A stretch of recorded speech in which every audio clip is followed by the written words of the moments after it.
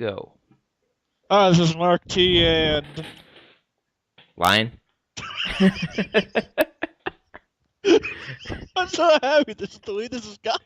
And you're not Mark T. You said I do the intro. Yeah, by Intro. saying your name. Oh, sorry. Hi, I'm my name. Your name? I mean, shit, I fucked it up again. I fucked up by purposely fucking it up. You're a real crackerjack operation here. Damn. So, I feel like I didn't get my point across well enough in the previous, because I kind of like, I had talking points I was going to use at the one point that I've been preparing literally since this, I guess get started, but when, you kind of spooked me. I'm and sorry. I actually forgot. No, it's my own fault for not writing it down to now. So now we will talk about, I got my prop here. I got this written down. No, this is not actually written down. I'm gonna do Phoenix Riding. I must call out CL on the most evil thing he's ever done. Objection. Even closer. No, Edward does a different thing. What does he do? What is Edward's rejection? I don't know. You looked that up. Look up what? What does Edward do? He doesn't do ejection. I don't know who you're talking about. I have never played the Phoenix Wright Phoenix! games. You're Edgeworth! How could you make a Phoenix Wright reference and not know Phoenix Wright? How do you not know Phoenix Wright? I've never played the games, damn it. Why? Jesus. We get so off topic during this stuff. Like, unbelievable. I set up this huge bit, and you fucking... You just fucked everything up. I think it was ruined when I said my name was Line. Yeah. Oh God. Okay. Fuck, we'll fix it. Sorry, guys. Recovering from a sore throat. Let's start this all over again. I must call it still Phantomhive on the most evil thing he has ever done. Even more evil than that thing in the circus arc. And oh boy, can I not wait till we get there. No spoilers. It's when he finally evolves from dark anti-hero into just fucking asshole. And I must defend Grell, who is as pure as the driven snow and has done nothing wrong in her entire life.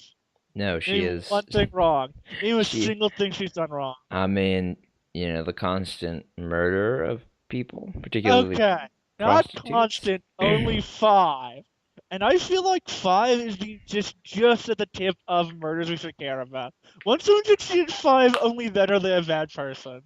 So you're saying the Puppet Man's a bad person? Yeah, he killed more than 5. I'm just saying, he's a nice guy. I mean, okay, no, not really. He's a Now, if he'd only killed 5, then he would be a blameless, and then Sebastian would be the bad guy. Yes, because you're blameless. You kill 5 people, and then because that's the rule. That's the rule. If you count out too many bodies to the point where it's 5, then you're perfectly fine. You're safe.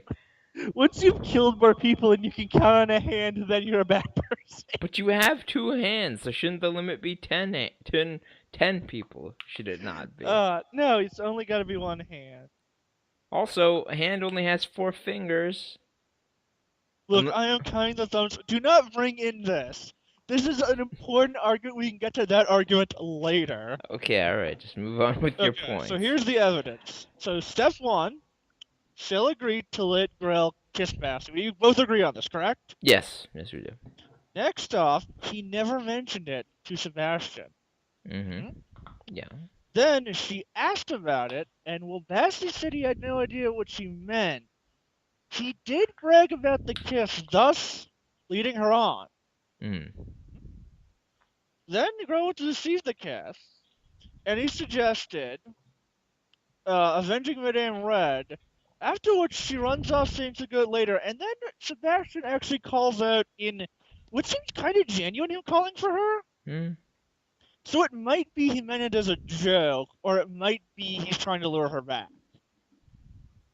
And then CL tells him, no, we can deal with her later. thus revealing that CL never had any intention of doing it, and possibly even Sebastian, or he might not.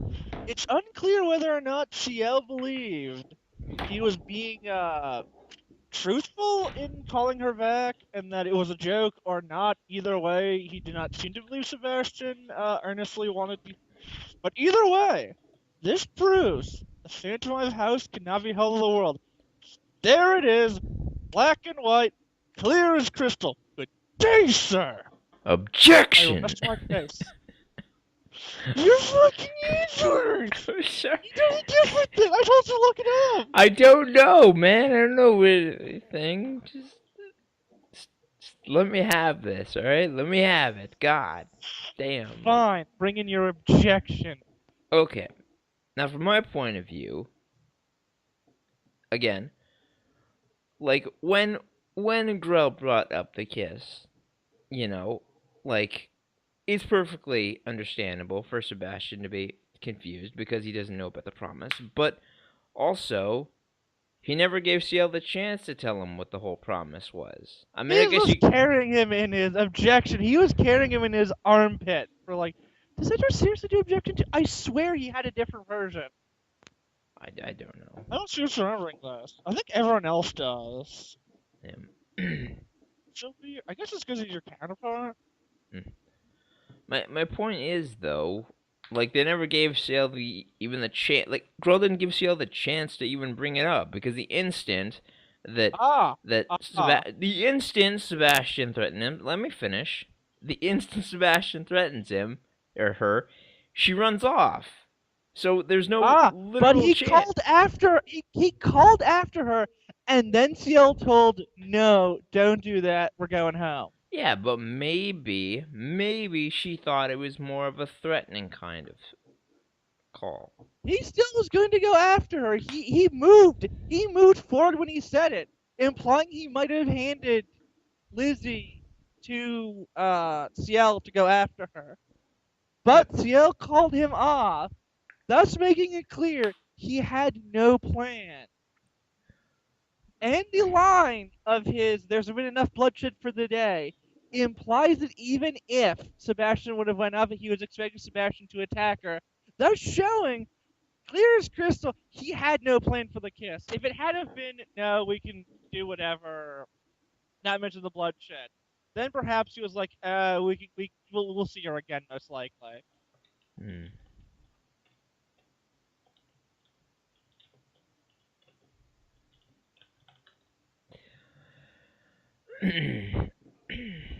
Sorry, folks. Pretend this image is smacking the paper.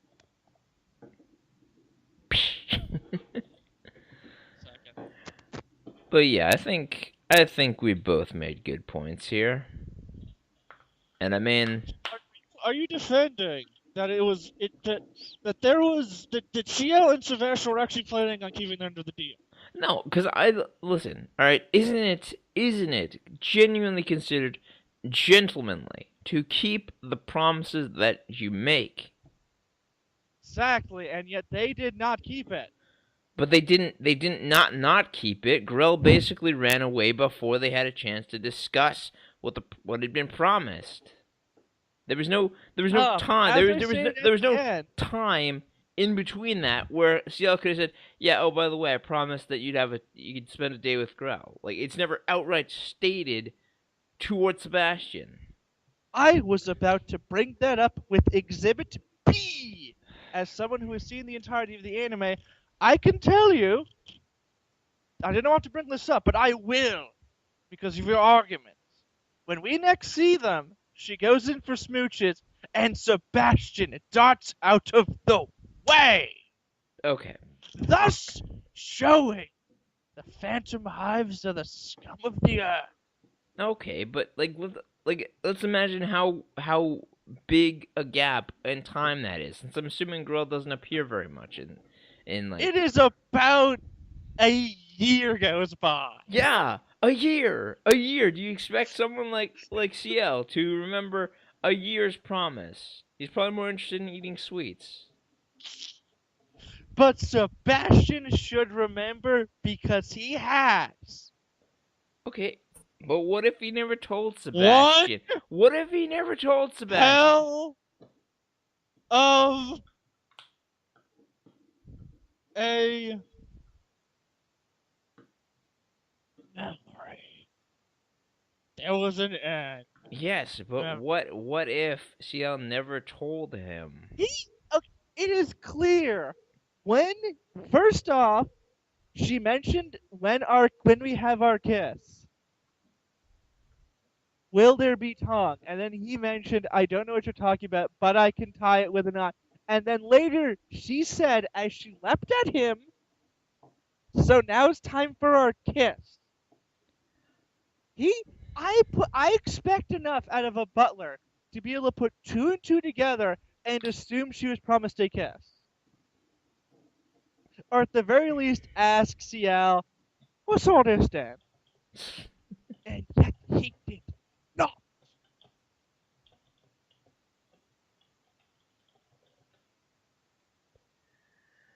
I was going to continue sending you images of Miles Edgeworth. Okay, all right. At least I understand where you're coming from. But I mean, it's a year. Would not a gentleman's promise wear off after a year, or is that just consistent until the promise is filled? I'm going to look at the statute of limitations on a gentleman's promise. Gentleman's kiss. Statute of limitations on a gentleman's yes, so statute of limitations on gentleman's agreements. Going to open the Wikipedia page on gentleman's agreements. The wonders of the age of technology. Let's see. I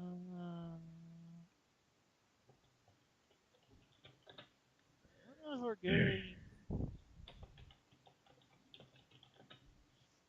I don't think we got any limit on the time. I think it is indefinite.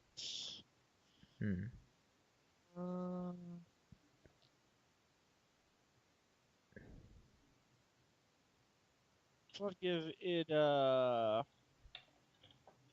yes, as far as I can see, a gentleman's agreement. It does not run out.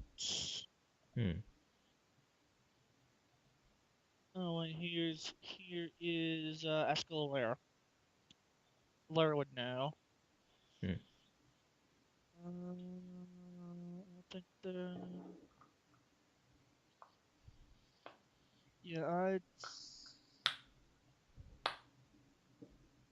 okay. I've not gotten a statute of limitations. However, the time to sue in an oral contract, which this is 4 years. So she does have the right to sue them for an oral contract, which would either payment in some form of money or them having to act on the contract. She'd have to, of course, properly file it, which may be hard due to her being dead. She could probably find a lawyer at that time to, like an independent lawyer at the very least.